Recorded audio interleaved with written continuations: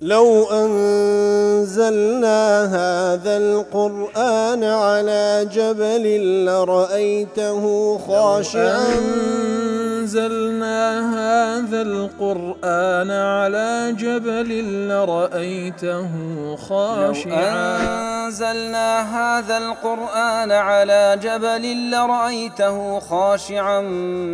متصدعا من خشية وتلك الأمثال نضربها للناس لعلهم يتفكرون.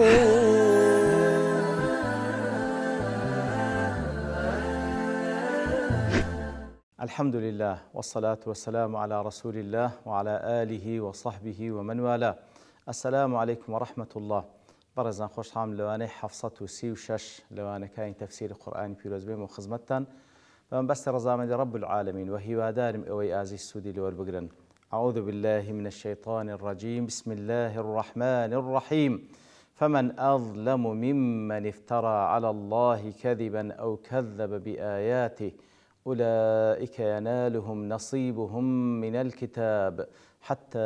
إذا جاءتهم رسلنا يتوفونهم قالوا أينما كنتم تدعون من دون الله قالوا ضلوا عنا وشهدوا على أنفسهم أنهم كانوا كافرين.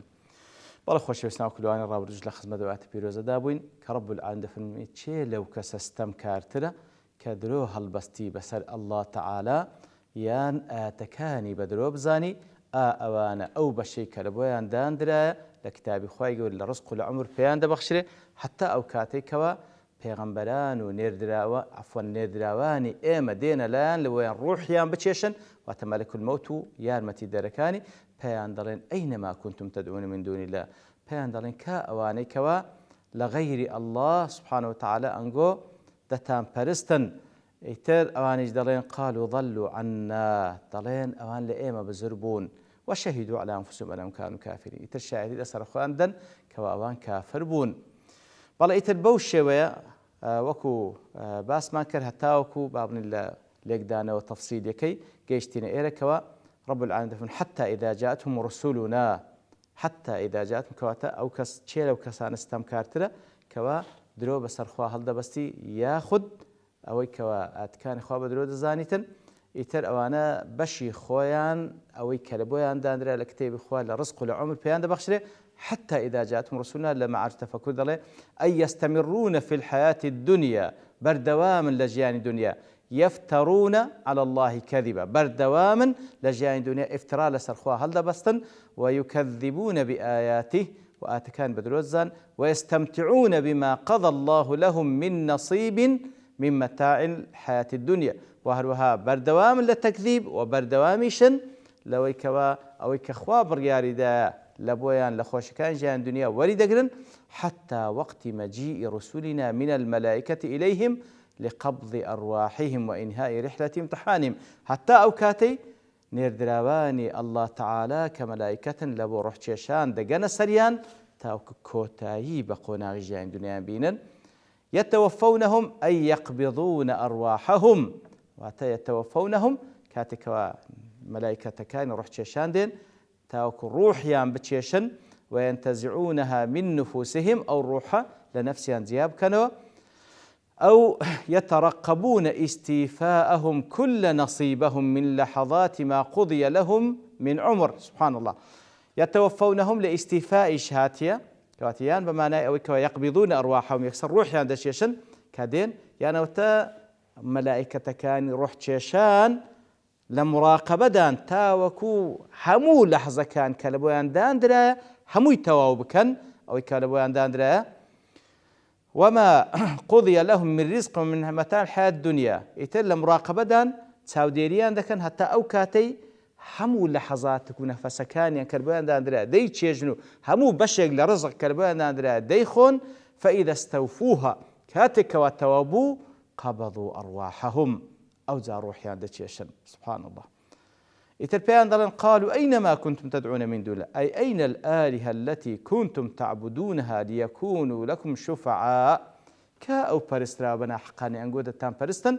تا وكتكاتان لوبكن فلا نراهم يخلصونكم مما تحقق عليكم من هذه الشدائد نابينين كوا استا بين بهاناتان بين لو روجنا خوشي كوا انگو تيدانا نزهتان بدن كالا چين اوانا وكلا معالج دل انهم بافتراء على الله كذبا كاتي كوان افتراء لسر ذات خوا كذي سبحانه وتعالى او تكذيبهم بآيات الله يعني كان رب العالمين بدلو زانية لابد أن يكونوا قد اتخذوا من دون الله أولياء. طبعا أوانا لو كاريان ككرديتيان بالتأكيد لغير الله كساني شان كردبوا دوستي خوانو تزلوي جياني خوان داب ودست أوان فهم يدعونهم من دون الله إتر أوان كساني شان كردبوا أولياء أو دوستي خوانو بنداتيان لو ذكروا تزلوي جياني خوان داب ودستيان إتر لغير الله لوان دا بارانوا أي يعتبرونهم آلهة لهم من دون الله أوان غير الله ينكذبوا آلهة وبرستراي بنا حق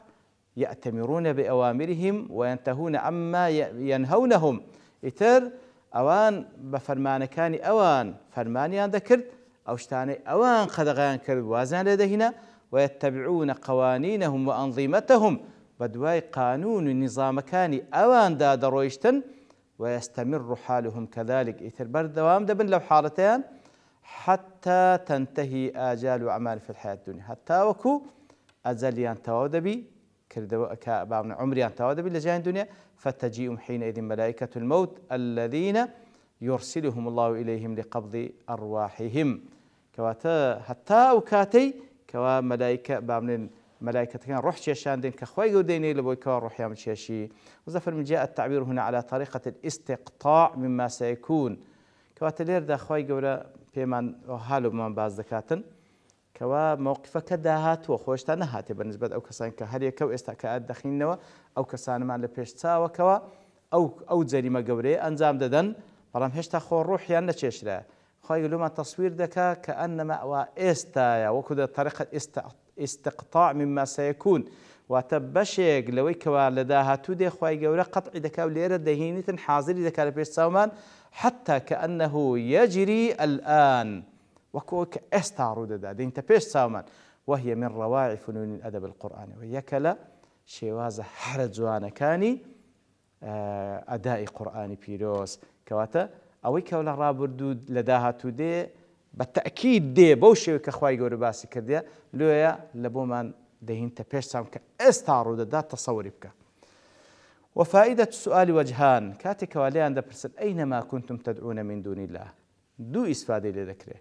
يعني دوش لي ورد جري توبيخ وتبكيت لهم يزيدهم غما إلى غم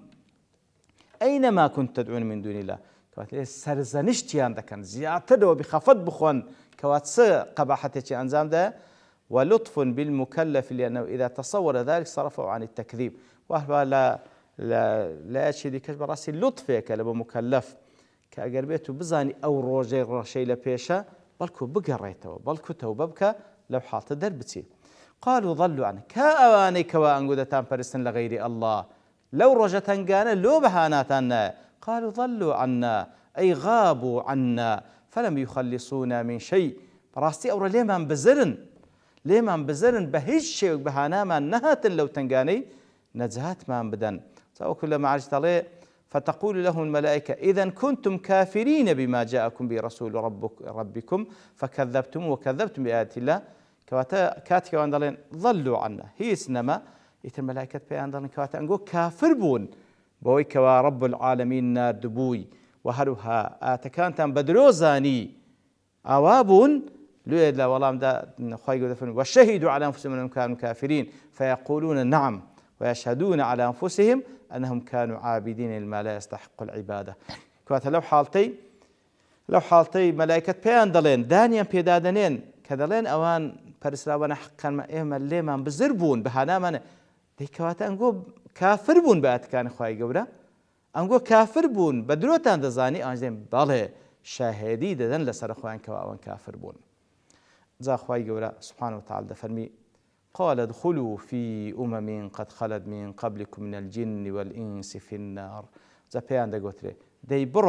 برون ريزي كسانيك لجن لإنس کەوا لە پێشەنگۆ ڕۆیشتینە لەسەر ئەو ڕێبازە چەوت و هەڵەیە بەرەو ئاگر كلما دخلت أمة لعنت أختها هر كاتك أمتك فرد دێتە ناو جەهەنەم داخلی جەهەنەم دەکرێت لعنت أختها لعنت لەوەی پێشە خۆی دەکاتن حتى إذا اداركوا فيها جميعا حتى كاتكوا بيكوا دەگەنە یەکتری هەمووی قالت أخراهم لأولاهم ئیتر ئەوانەی کەوا تابع بووینە لە بۆ کەسانێک کە لە پێشەوان ڕۆیشتینە لەسەر ئەو کوفرەی ئەوان دەڵێن ربنا هؤلاء أضلونا أي پروردگار أواني بيشوتر أمان قمرا كر فآتهم عذابا ضعفا من النار دي رب يا أي پروردگار مان عذابي شي دوقات يام دربري أوان أمان قمرا كر رب العالمين دفن قال لكل ضعف ولكن لا تعلم هل يقلنقو لتابع متبوع كان ضعف هي سزاي لقدر أخوي هي ياخذ دوقاتي هي ولكن لا تعلم بلا منقو هستبيناكن بەڵێ کەواتە قال دخلوا لە دوای ڕۆژچێشانی ئەوجە پێیان دەگوترێ قال چێ پێیان دەفەرمی ئەی الله سبحانه ئەو المەلائکە یان الله پێیان دەفەرمی سبحانه وتعالى یان مەلائکەت پێیان دەفەرمن لە چێن دەرێ في الآخر طبعا لە ژیانی بەرزەخیش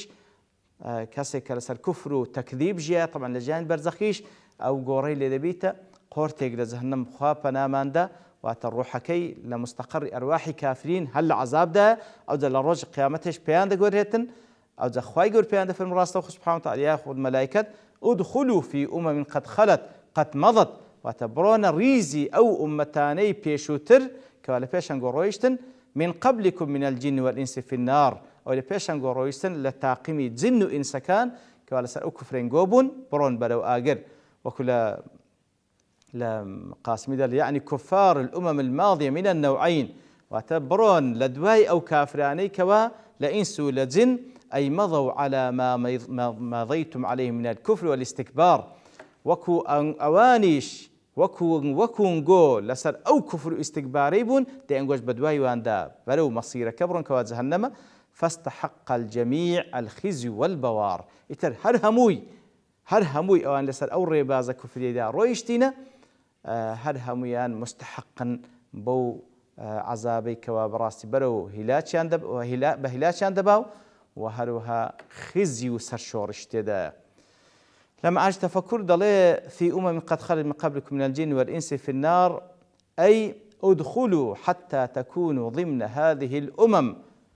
دي برونا ناو جهنم تاوكو بين الريزي أو أمتاني التي مضت سابقة لكم إلى مواضع عذابها في النار برون هتاوكو دسنا ريزي أو أمتاني كلا بيشان قوتسوين ناو آقر تاوكو انقوش بين ريزي أو ناو آقر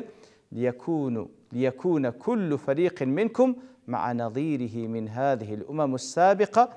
إلى النار بالنظر إلى إمامتها وقيادتها لكم في الضلال والكفر والإجرام كواتا هر یەکلەنگۆ بڕۆنە ناو جەهەنەم و لەگەڵ ئەو ئومەتەی پێشووتر کەوا بە ئیمامی خۆت زانیە بە قودوەی خۆت زانیە بە ڕێنیشاندەری خۆت زانیە دەی بڕۆ لەگەڵەوی کۆبۆ لە ناو ئاگری جەهەنەم ئیتر ئەنواعی تاقم هەنە ناو جەهەنەمێکەوە ڕێگای ضەلالەت و گومڕایان گرتە بەرێ هەر یەکەو لەگەڵ جەماعەتی خۆی هەر یەکەو لەگەڵ هاوشێوەی خۆی لە گومڕاییەکەی کۆ دەکرێتەوە من الجن والإنس أو زأواني كوالا جهنم طبعا لجن ولإنس لو جني ببيش إنس يخستيا جاء تقديم الجن على الإنس هنا لأنهم أسبقوا وجودا في دار الامتحان من الإنس جن لبيش إنس موجود ولا بتاقي كرنوا ولأن إبليس وجنوده من الجن وهو إبليس وأواني كواجندي أو بن لجن كان أولى بأن يكونوا المحكوم عليهم بالعذاب في النار طبعا أوان أولى ترن أوان سبب قمراي بوينا لبو خلتي أوان أولى ترن كوا بيشو تلنا عذابا لحملهم جريمة الإغراء والإضلال والإبعاد والإخراج عن صراط الله المستقيم أوان سركر دبوينا لو كوا خلتي لو ريقا راستي دربي إنه قمرايان بكنو إتر أوان بيشي أتباع كانيان دسنناو جهنم كلما دخلت أمة هر کاتێک تاقمێک بەرەو ئاگر دەبردرێ یاخود داخل ئاگر دەکرێ لعنت أختها لعنت لەوەی پێشە خۆی دەکا ئەی قبلها لضلال بها لعنت لەوەی پێشە خۆی دەکا کەوا ئەو گومڕای کردیە هەر وەکو إبراهيم عليه الصلاة والسلام لسورة العنكبوت خواهي يقول له من بازك كوا دفرميتن بوان دليتن بكسانش كافرين ثم يوم القيامة يكفر بعضكم بعضا ويلعن بعضكم بعضا أنقول لسر كفر كوبوينوا استا بحساب دوستي كل لقل يك تاقمن بلام روج قيامت يكفر بعضكم ببعض كفر بيكتري دكن لعنت ليكتري دكن يكتري رسوا دكن بريتر بوشي ويلناو جهنم بابلين شكايات ليكتري دكن هل يكو تمنى دكا أو يتر لسزاي زياتر بيتنو لعنت ليكتري دكن يتر بوشي حالي أهل جهنم خوابنا من دا بلام ديار آتك شاش تشتري تدا ما